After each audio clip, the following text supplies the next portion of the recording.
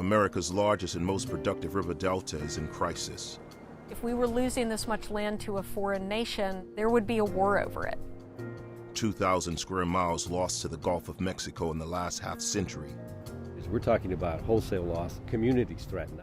Fixing the problem is no simple task. We've turned the Mississippi River from a great natural land builder to a land destroyer. If we don't do anything, 10 to 13,000 square kilometers will be lost by 2100. But saving this delta will require enlisting powerful competing interests, billions of dollars, monumental engineering, and public confidence that plans are scientifically sound and a good investment for the nation. Again and again, disaster has drawn the world's attention to this unfolding crisis. How that goes, whether it's a natural disaster or a man-made disaster, has an impact on you. It's sinking so fast and rising sea levels are so high. There is always a bigger storm out there. Now, new scientific discoveries challenge old assumptions about what will work, turning the tide on this endangered coast.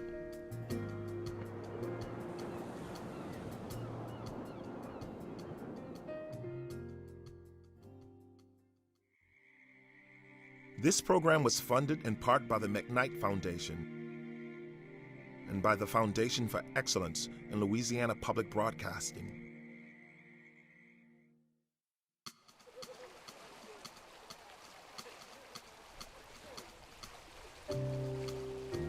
People have always been drawn to the water's edge, building great civilizations in the world's river deltas, the Tigris and Euphrates, the Nile, the Ganges, Mekong, Yellow, the Mississippi. The mighty rivers that feed these deltas sustain and protect life. Nearly a third of the Earth's population lives in coastal deltas.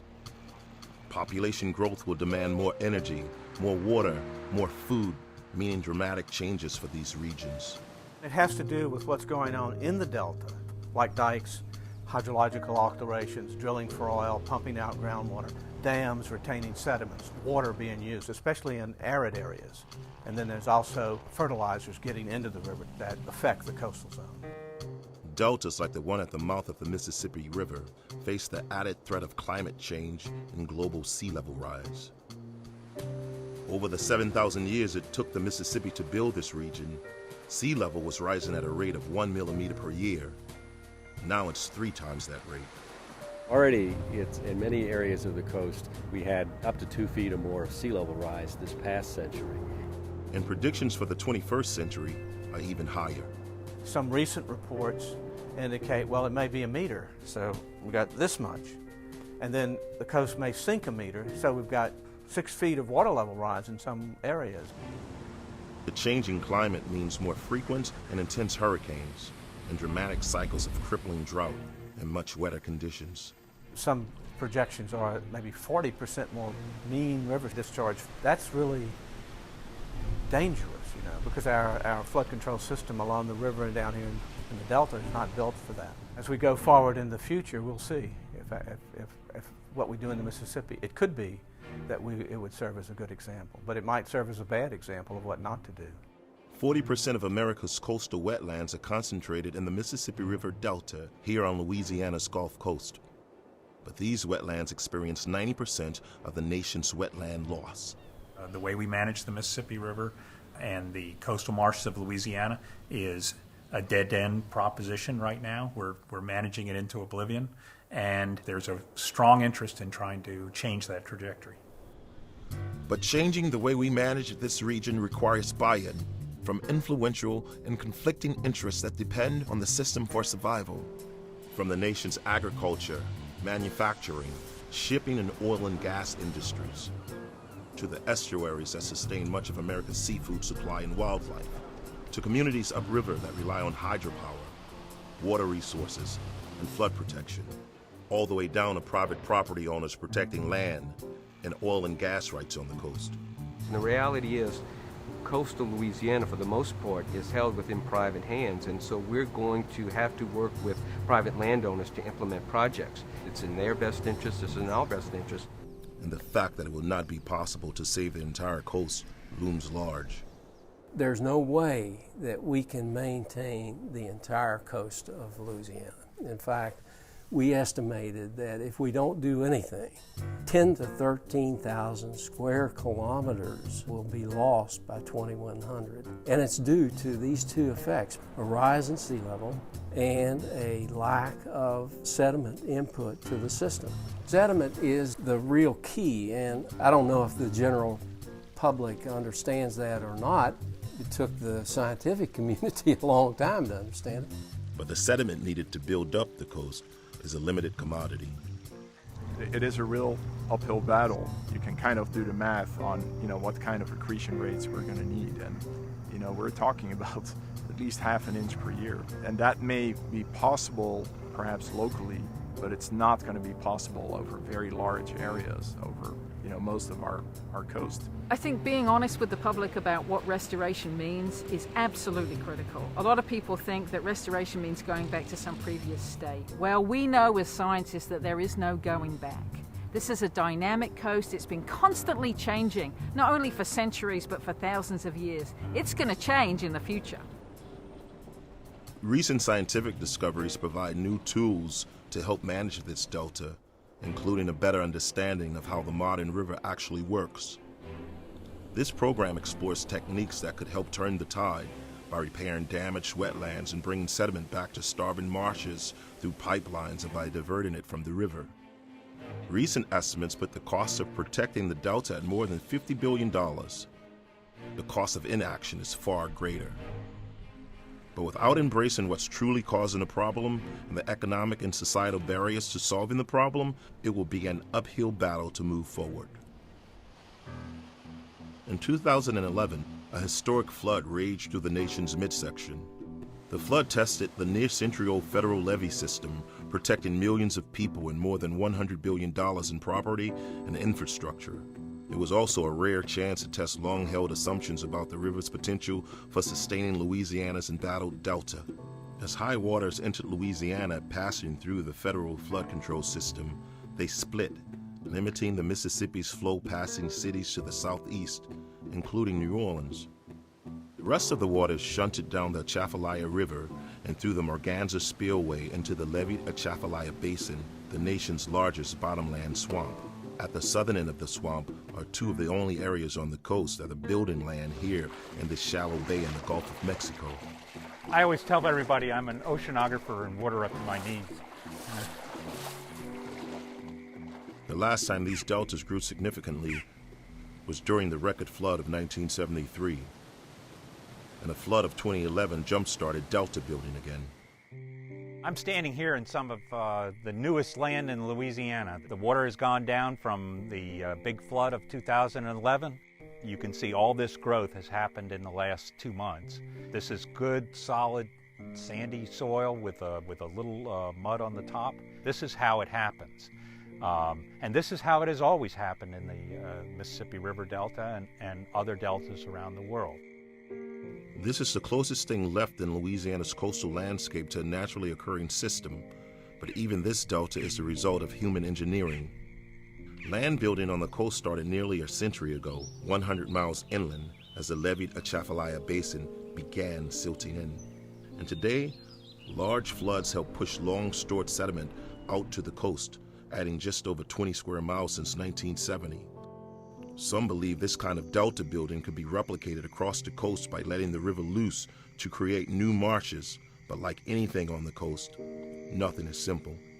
If you were going to rebuild and rehabilitate the coast of Louisiana, just to contend with sea level rise, subsidence, and all the other factors, user groups, navigation, fisheries, and the habitat themselves, to open up the river and let it go, it would be simple, but unfortunately it's not that simple.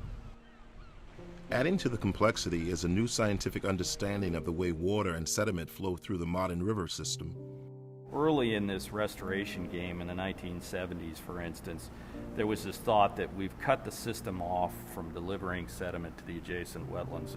And that is in fact true, but it also assumed that if you cut a new hole in the system, there was an endless amount of material available to replenish the wetlands. And what we're discovering is that it is a limited resource. What we choose to do with that limited resource will determine the fate of this region. The state is going to have to make some difficult choices about where it sends that sediment and where it doesn't send that sediment. There is not enough sediment, there is not enough money to put this coast back. Difficult decisions are going to have to be made.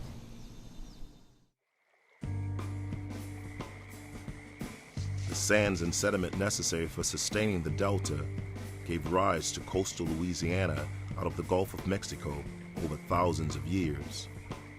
Today, these same precious sands shape the story of this drowning delta, its rich cultural heritage and wealth of natural resources.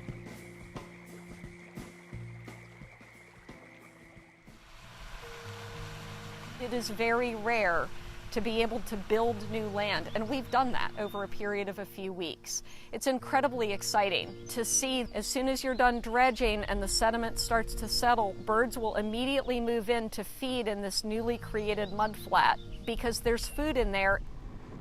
I am Melanie Driscoll, National Audubon Society's Director of Bird Conservation for the Gulf of Mexico and the Mississippi Flyway.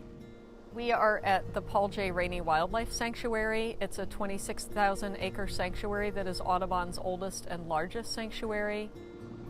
About 3 years ago, we conceived of the idea of doing this dredge project, to do dredging at a smaller scale, to clean out nearby canals and start to fill in what we call these Swiss cheese marshes, marshes that are starting to get holes and break apart, but before they've become wide open ponds and lakes. Individual property owners probably could afford to rent, lease, or buy one of these dredges just in the daily maintenance of their canals.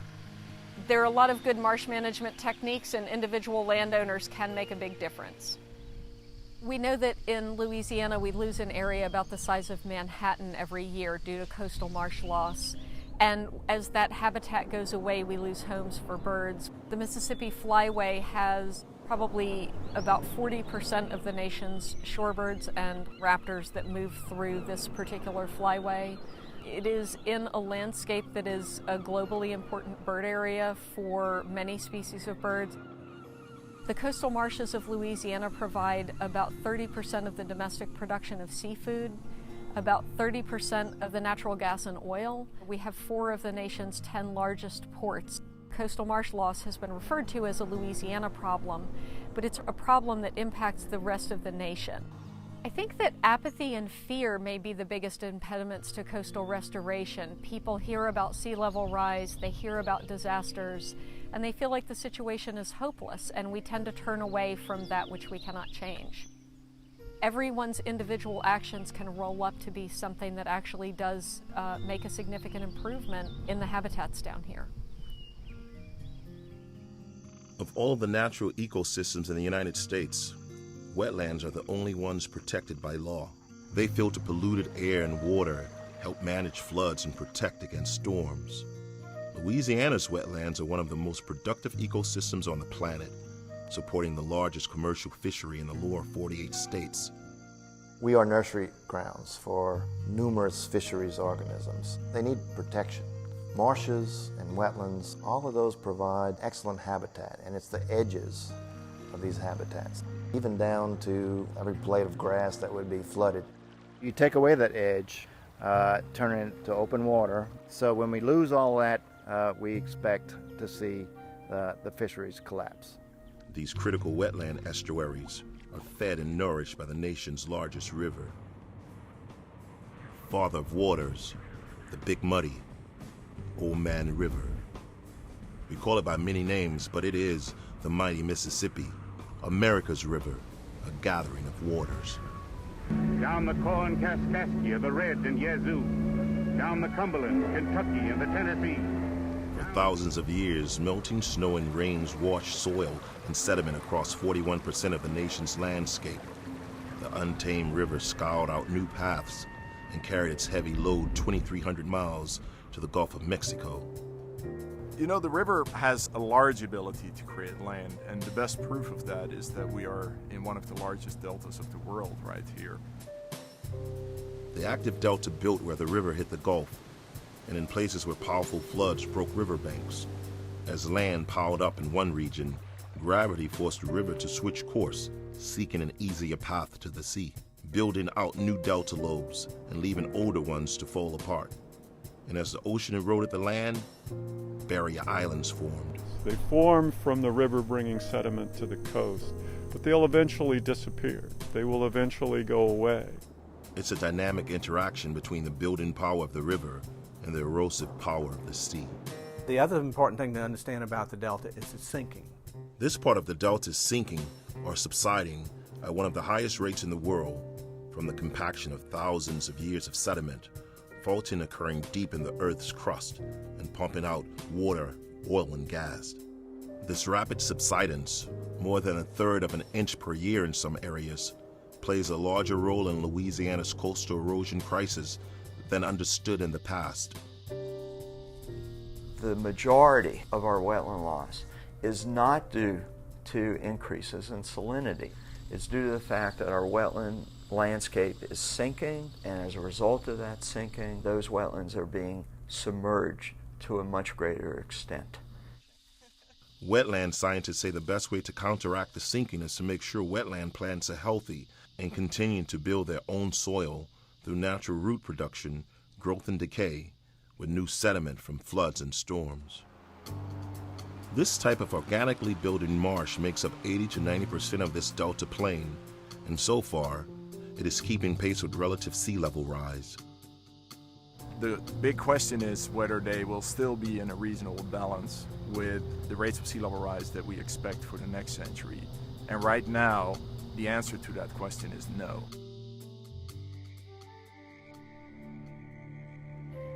The dynamic river that built this land provided a bounty of natural resources that drew people to the water's edge for thousands of years. These early people adapted to the ebb and flow of the water and land. But today, these native people struggle to hold on to their heritage as the land washes away beneath them.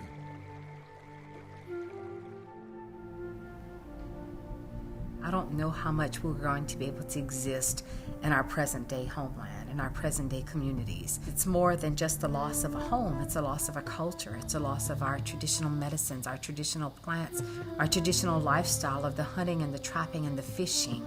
You know, it's a part of our soul and who we are as Houma people that's being threatened. My name is Brenda Dorda Robichaud, and I am former Principal Chief of United Houma Nation. Land is, to us, like the air we breathe. It's a provider for us. It's something that's been a blessing for us. Oftentimes, unfortunately, more often than not, any levee that's being built leaves us out. And so it's unfortunate that the cost of including us in any type of levee protection is not worth the value of the community. We had Katrina and Rita. 3 years later, we had Gustav and Ike. And that strength and that strong spirit that I saw in our people for Katrina and Rita, I didn't see it as much for Gustav and Ike. You could tell they were starting to be weary. And so it has really taken its toll. We're already seeing a general migration of some of the younger generation moving further inland, further north. We can see the changes happening. For us, we see it as a death threat. As natural forces batter this landscape, other damage, much of it self-inflicted, also hastens erosion. Early in the 20th century, enough timber was cut out of coastal forests to make Louisiana the leading lumber producer in the world. In the last 100 years, more than 12,000 miles of navigation and pipeline canals have been dredged out of Louisiana's coast. They account for 11% of all the loss of coastal Louisiana. You know, there's no argument about that.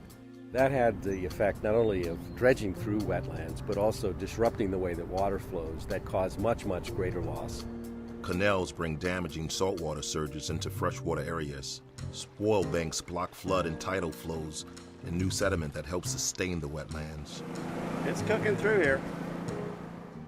The 2011 flood demonstrated the impact of canals, even as far as 100 miles from the coast. If water moves through the pipelines, it misses the swamp. So you just have this pocket of no oxygen water that never gets sediment. So you have a subsidence issue. The trees eventually die. They can't regenerate. Meaning even these healthy wetlands, will be vulnerable to subsidence in the future without steps to restore natural flows. We often talk about the influence of the oil and gas canals to our land loss issue. And there's no question we've caused great damage. Beginning in 1972, there were permits required. If you dug a canal in a wetland, you needed to get a 404 federal permit. And the states and the agencies all had a chance to say yes or no to that permit application. We most often said yes. We all, each and every one of us, have to share some of the blame for that. In a lot of other parts of America, and with a lot of industries, we require them to pay for their divots. We have federal laws that say, you will pay for the harm you're causing. We did that for the chemical industry back in the 60s when we were discovering these chemical waste pits, and that became something called the Superfund. That's a federal law. There's another one for coal mining, and it's the Surface Mine Restoration Fund. Now we come to Louisiana, and we have a huge mess caused by yet another industry giant, the oil and gas industry. It's no leap of law, and it's no leap of imagination to say, hey, how about paying for your divots?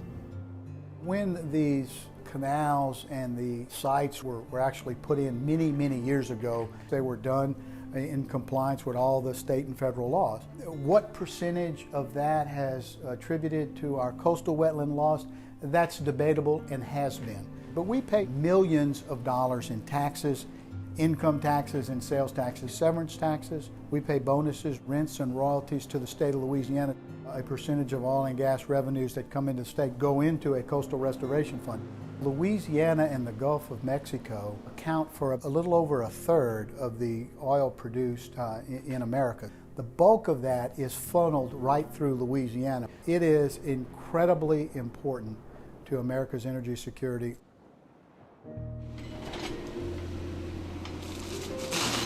It's a blunt industrial process. You know, it took heavy equipment to build these spoil banks and to dredge the canals, and it takes heavy equipment to get rid of them. Small demonstration projects like this one southwest of New Orleans can begin to repair some of the damage caused by canals. If you dredge a canal in the marsh, there's this direct effect, but there are these indirect effects which are 7 times larger than the canal and the spoil bank in and of itself. And that's the cause of a lot of the wetland loss in Louisiana, at least a third or a half.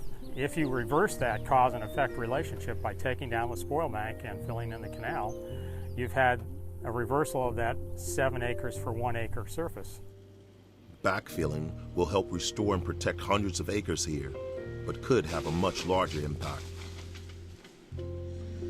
Individual landowners who just have a few miles of canals can, with the right incentives, can start doing these kinds of projects and create new marsh or new swamp overnight. I mean, that's the beauty of this. It restores things in a very quick and cost-efficient way.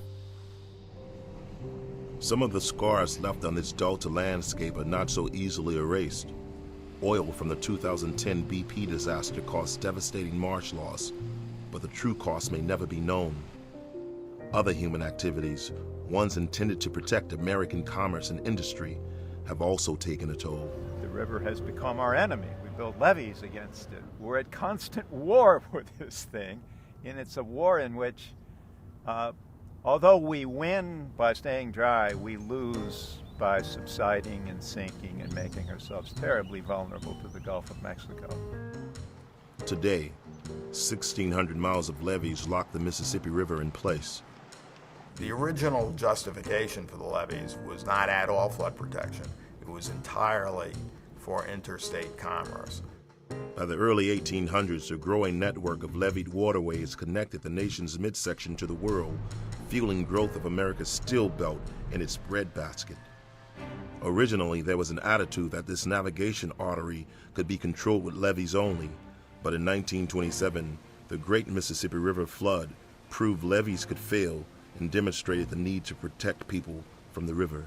In total, there are probably approaching 1 million people homeless in the United States. And the nation did make a commitment not to have anything like that happen again. To relieve pressure on the levees, The U.S. Army Corps of Engineers built massive spillways, including the Bonnie Carey and Marganza in Louisiana, and they reinforced river levees with concrete. High floods in years past proved the system worked. But decades later, when the Mississippi began shifting course down the Atchafalaya River, threatening the navigation artery again, the nation took new action. In 1963, the Corps built the old river control structure at Simmsport to keep the Mississippi in place. Other changes to the river itself may also play a role in marsh loss, as water quality declines due to agricultural and industrial practices upriver. The water quality within the Mississippi River has changed dramatically. There are higher levels of nutrients like nitrate. There are higher levels of sulfate. Studies indicate these changes may speed root decay by stimulating marsh growth above ground instead of stabilizing roots below. Anything that affects the root system, the way it's growing, some chemicals, whatever it is, has a potential to completely collapse this. So that if you have a storm surge or some kind of hydraulic energy like a daily tide, that easily disintegrates the marsh and pulls it apart. Added nutrients also decimate Gulf marine life, creating an oxygen-depleted dead zone larger than the state of Connecticut every year, and drastic changes in the river basin cause greater problems for the starving coast. At Fort Peck, Montana, the Army engineers are constructing the biggest earth dam in the world. Thousands of dams that provide irrigation, power, and drinking water to millions now trap most of the river sediment upriver. Where the Mississippi once dumped 400 million tons of sediment on the coast every year, it now carries only a fraction of that. We're probably looking at about 75% less sediment in the river than what was there the 1950s before the dams went through. There are 6 dams on the upper Missouri River in Montana, North Dakota, and South Dakota that retain more sediment than the entire rest of the Mississippi River system delivers to the Gulf of Mexico.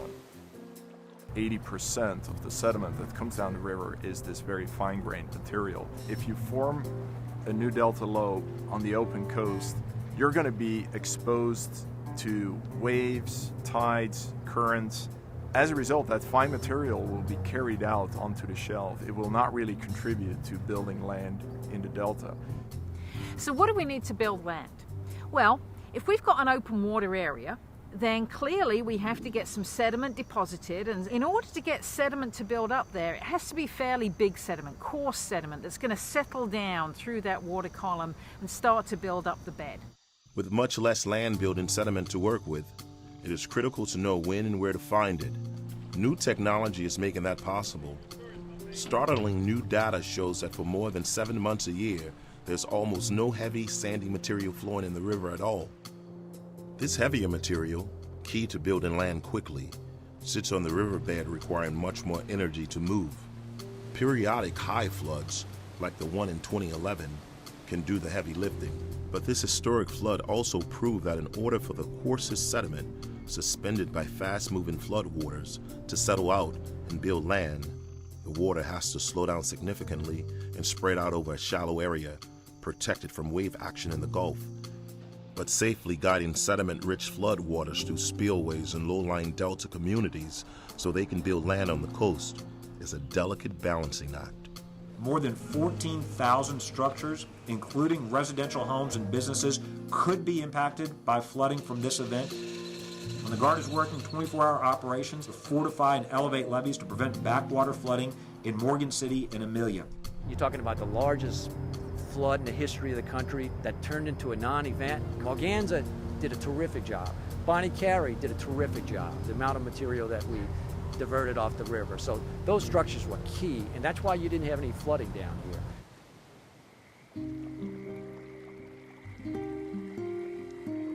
Waters used to rise and fall across this delta, and people who settled in this ever-changing landscape, like the Acadians, lived off the riches it provided. Today, their Cajun descendants face tough decisions to hold on to their way of life.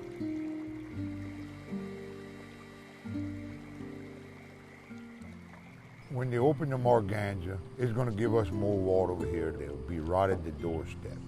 So we sandbagging, a lot of my friends are sandbagging, I'm building a levee. My name is Troy Landry, and I'm from Pierreport, Louisiana. They built the levee to keep us dry in the 1930s. My grandpa worked on that levee to protect the people that lived there, and it was all done with good intention. I guess you could consider me a Cajun. People call us Cajuns, you name it, but swamp people. But you know, it's more than just a name. It's a way of life. You know, you live off the land, you live in the bayous, and just look around you. I mean, this is my office. This is my work area. There's no noise, there's no caution flags. And, you know, I wish this way of life would continue for a long time, and I can see it slipping away quick. We have an extremely high water year this year, and when the basin's high, it's backwater that backs up on us. It's going to silt up the basin a lot. It changes the landscape, it changes the way you fish. You know, it changes everything about it. I don't know if the government ought to step into an area and say, look, y'all have to move out of here. This is a flood zone. But what the government have to do is say, look, we're not going to protect y'all no more. We're not going to bail you out. You know, we're not going to come and rebuild your home for you after you flood.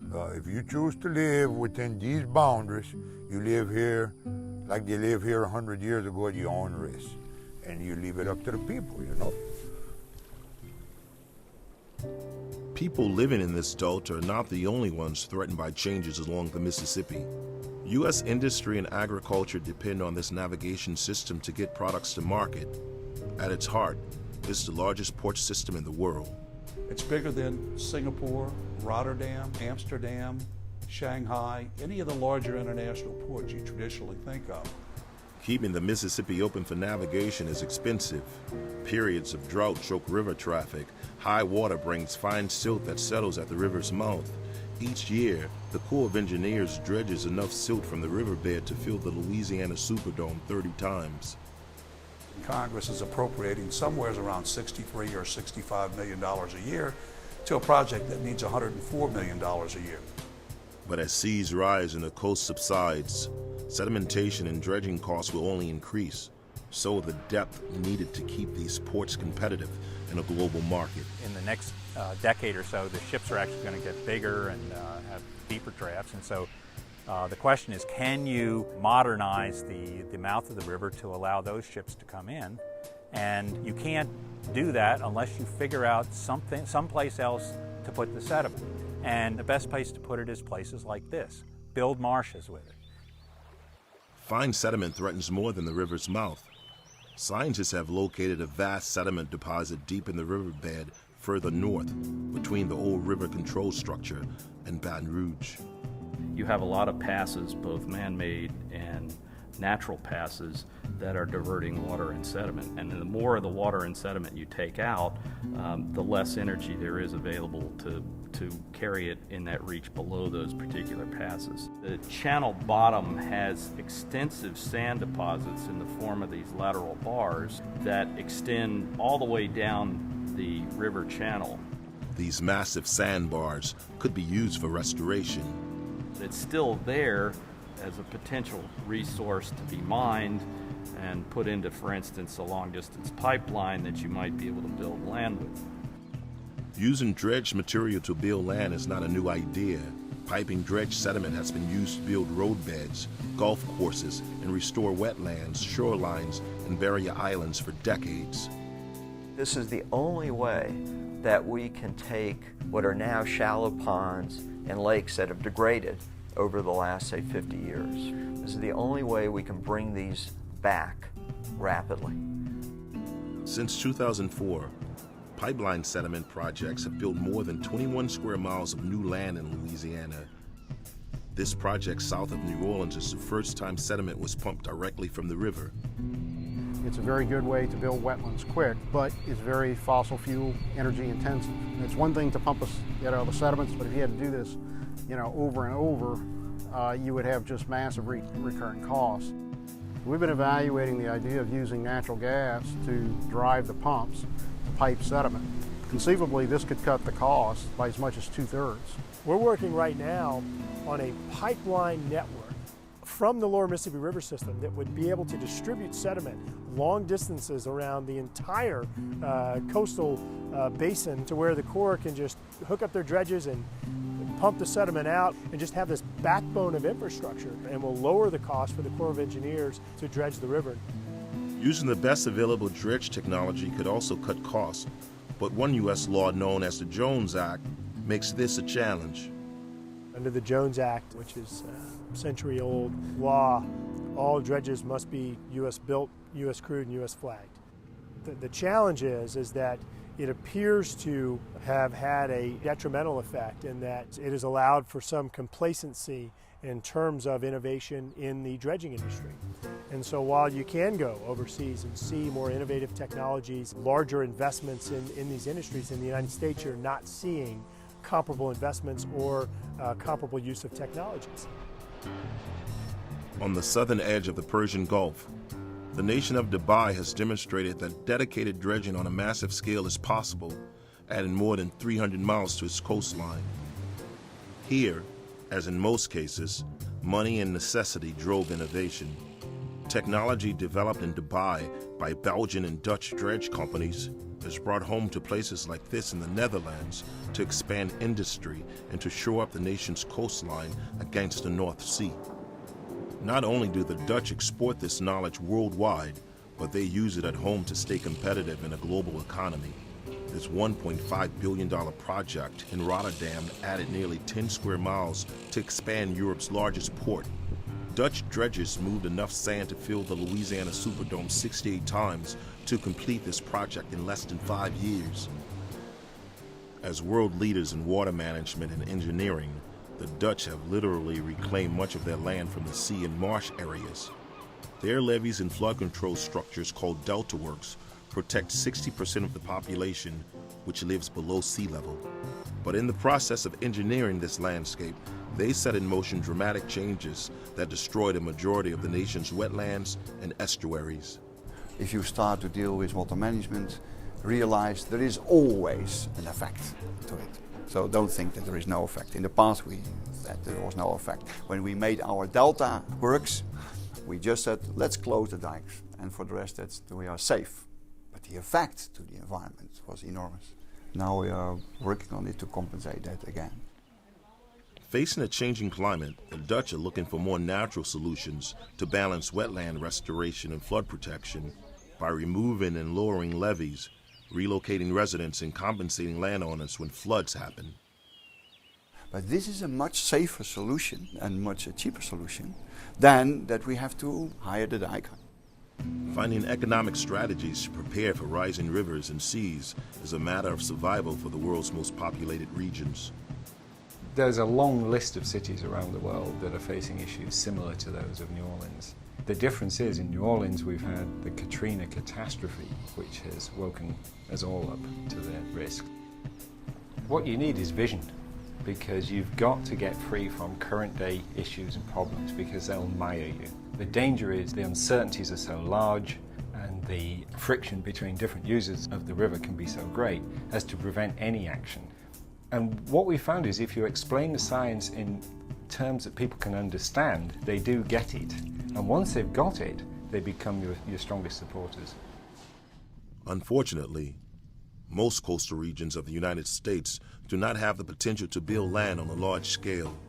But here, the Mississippi River could provide the needed advantage in turning the tide.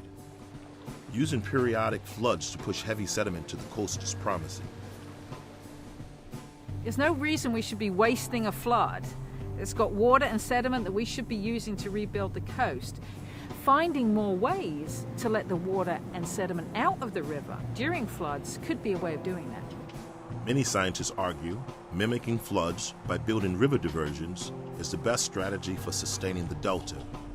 But there's debate about whether diversions could create significant land fast enough, considering droughts, reduced sediment load, subsidence rates, sea level rise, and storm threats.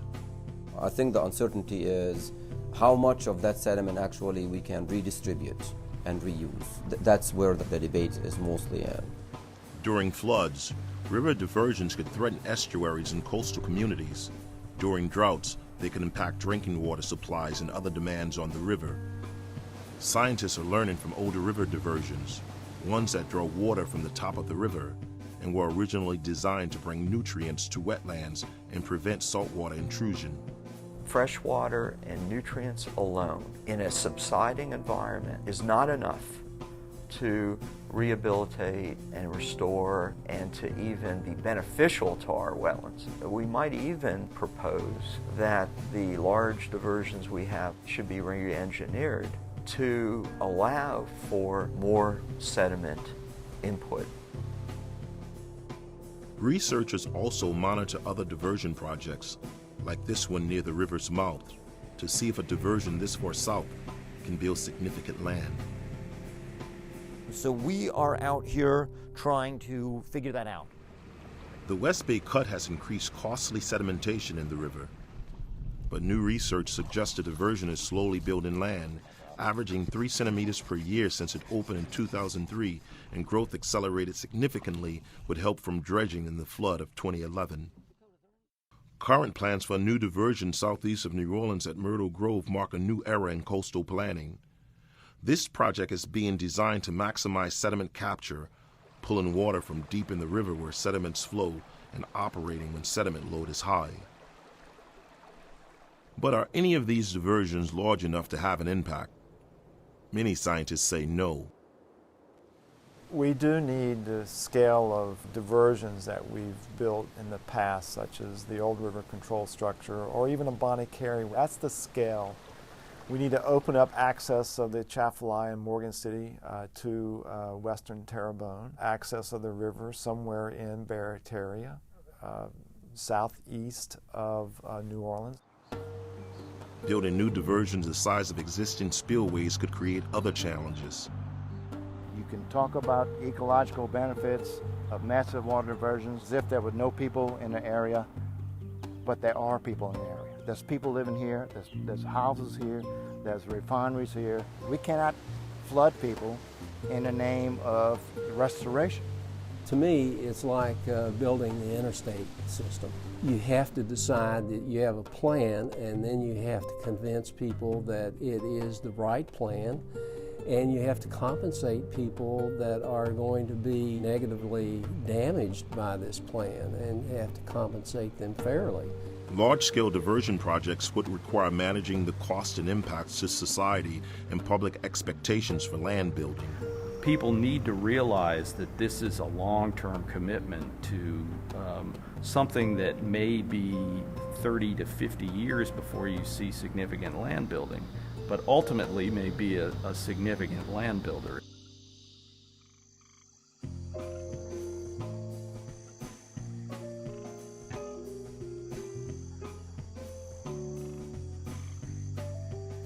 The people who built and populated the shining city of New Orleans over the past 3 centuries have infused the world with cultural flavor and tempo. Now, they're exposed like never before to the impacts of a rapidly changing climate and the ever-present threat of new storms.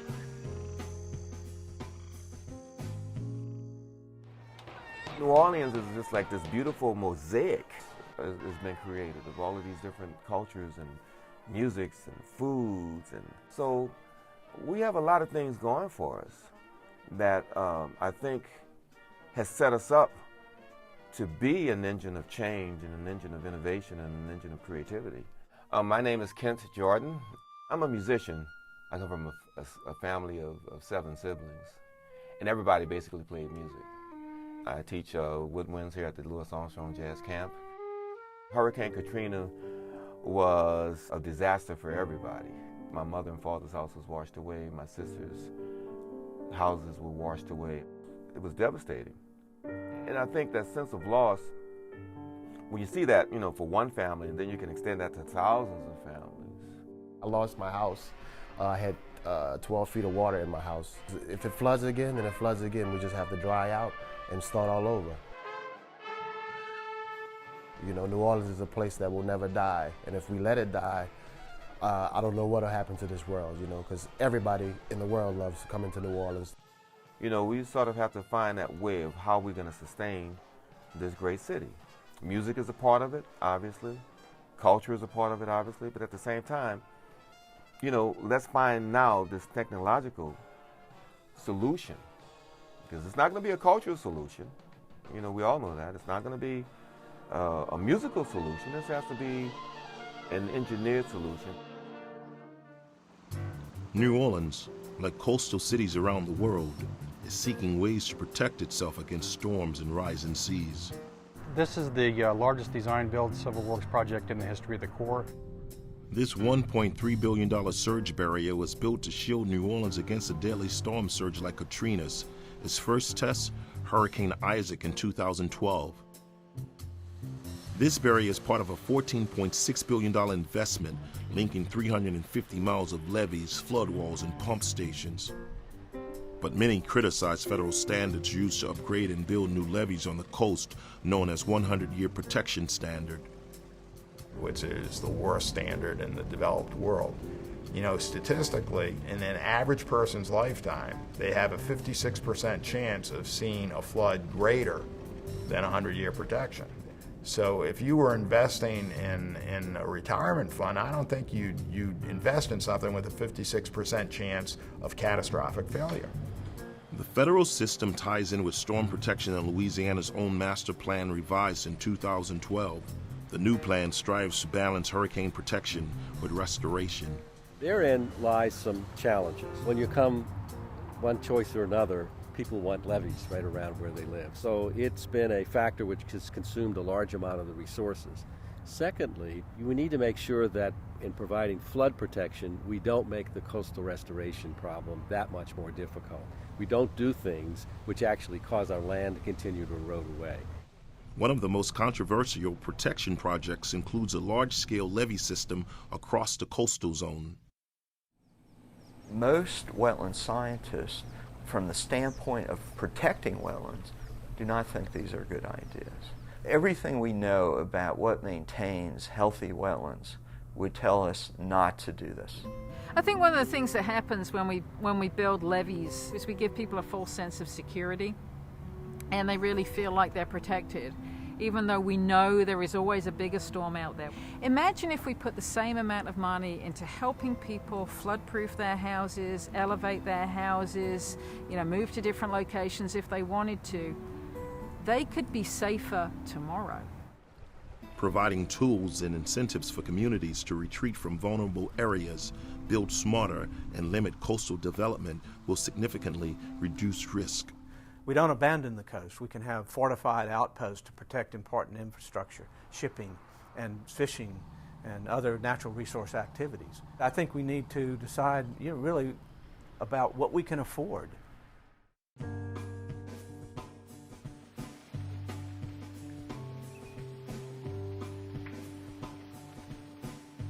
This working coast has provided critical resources to support the nation for centuries.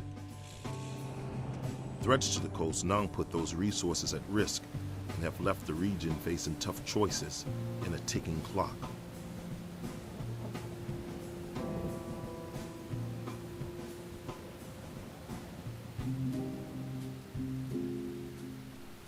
I always felt like, Camille was the worst thing we could ever have. Katrina was like 6 times Camille. And who knows, there might be a storm that's 6 times Katrina. I'm Pete Garricker. I'm a 4th generation commercial fisherman. I fish shrimp, pinfish, and crabs. Done it all my life. We're trying to get along and build ourselves back to where we were. And all of a sudden, bam, Gustav and Ike set you back again. Last year, in April, we got the horizon spill. Then all of a sudden, the river starts coming up. And I start telling everybody it don't look good. And sure as hell, it don't look good. I mean, we got 2 spillways open, plenty of fresh water that we don't really need during the brown shrimp season, and small shrimp with a low price and high fuel. And none of that works out. Oh, I'm telling you, it's another day in the life of a fisherman. I think Louisiana's going to survive. I think that, People at a point right now where they're at a crossroads where they know that they got to do something. I still think that the main thing we got to do is protect the barrier islands. I mean, the pie in the sky of putting things back the way it was, you can't put it back the way it was. Let's save what we got. In 1904, President Teddy Roosevelt moved to protect Louisiana's Chandeleur Islands, making them America's second national wildlife refuge. Today, these barrier islands struggle to survive after recent hurricanes reduced them by 85%. These islands help buffer against storms, but staggering subsidence rates and wetland loss behind the islands speed up their erosion by expanding the volume and velocity of water moving in and out with each tide. Restoring the barrier islands is a complex task. No one should expect that you can go in there and fully restore barrier islands and you can walk away from them and they'll be fine. It's not going to happen. If you start this process, you're starting a maintenance program. And coarse sand needed to save the islands is in short supply. The sediments that have been captured historically along the coastline are mostly mud. The repositories of very nice sand is limited. Identifying restoration techniques that work has been a challenge. Hard structures have little effect, but dredging to build islands up can help them survive storms. You've put more sediment out there to be eroded, and so the time scale over which they may disappear has been pushed into the future.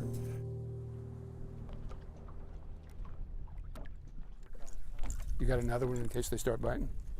I'm Ken Wells. I currently write for Business Week magazine and I'm part of the Bloomberg News Organization's Projects and Investigations team. But I'm also a novelist of the Cajun Bayous. One of the issues of writing fiction and satire about Louisiana especially is that you have so much competition from reality. You know, it's the stuff that happens down here is always more interesting than anything you can make up. Well, we grew up in a farmhouse just not more than a mile across the bayou from here. And as you can see here around us, we are in the swamp. And so I, as a kid, with a father who loved the outdoors and loved being outside and loved to hunt and fish, this was boy paradise. There was no place like it. You have to go a long way in America and even in the world to find a place where sort of the soul and psyche of the culture is so tied to the ecosystem. I think there's a lot of stuff that's being lost that just cannot be recovered. Lake Boudreaux is probably about 30% bigger than what it used to be, I would say, just because you can see where the tree line out here was, and stumps that come way out here, so that's land lost. So pretty soon it's all going to be open water all the way to the Gulf, We just cannot afford to let this slide into the ocean and pretend that, it's no one's fault. I think we have to step up, and everybody, needs to step up and help us save it. The problem is I don't think the country understands what's happening down here. Educating people about how the problem affects the nation is the first step to solving it. These aren't local problems. They're national problems. They have to do with national security, energy security, economic security for every family in this country. Recent polls show the nation's support for protecting the valuable resources the region provides. But protecting America's delta will take more than investment. There are a number of plans. They all require money. They also require that people in communities can adapt to the changes that are going to be required. One silver bullet's not going to address the whole issue. It's going to take many different solutions to address this problem. We're also going to have to deal with all the other user groups within coastal Louisiana. We have to understand that there are going to be impacts. There are going to be people affected. I mean, we're affected, unfortunately, if we do nothing.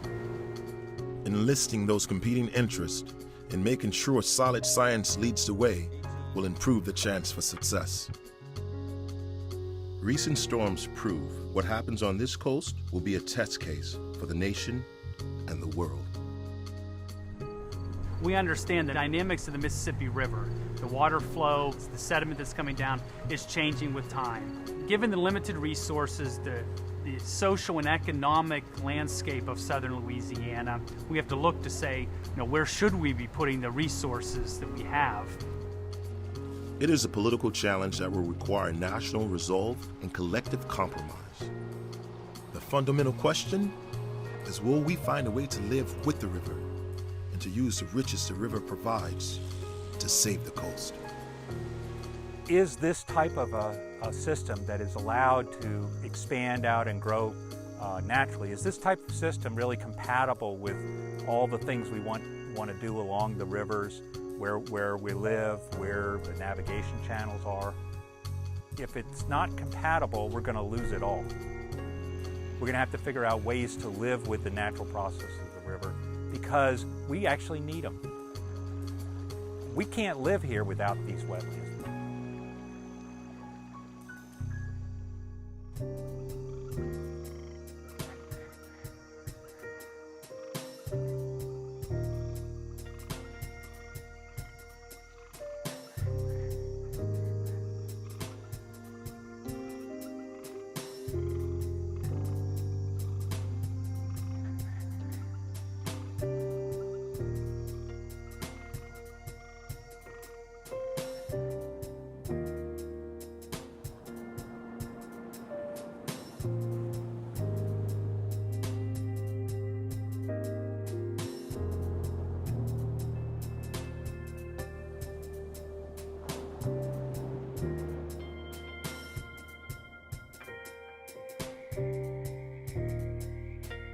This program was funded in part by the McKnight Foundation and by the Foundation for Excellence in Louisiana Public Broadcasting.